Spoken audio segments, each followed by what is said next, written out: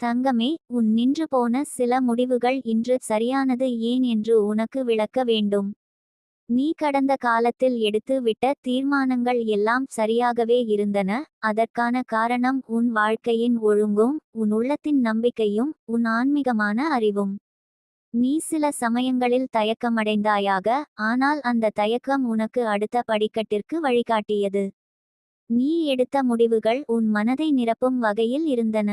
அந்த முடிவுகள் நீ எப்படித்தான் வாழ்வில் முன்னேற வேண்டும் என்பதற்கான முக்கியமான அடிக்கலாக இருந்தன.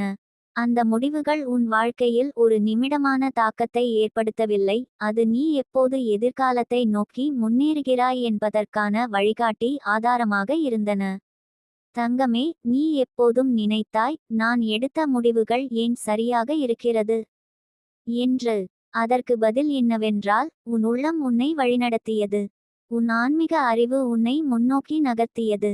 நீ எப்படியோ அது சரியானதா என்று சந்தேகிக்கலாம், ஆனால் நாளை வந்து பார்த்தால் அது உன் வாழ்வில் மிகச் சிறந்த மாற்றத்தை ஏற்படுத்தியுள்ளது என்பதை உணர்ந்திருப்பாய். நீ எப்போது முன்னேற்றத்தை நோக்கி போனாய், உன் மனம் தடைகளை சந்தித்தது. ஆனால் அந்த தடைகள் உன் முன்னேற்றத்தை தடுக்கும் விதமாக அல்ல, உன்னை மேலும் வலிமை மிக்கவராக மாற்றும் வகையில் இருந்தன.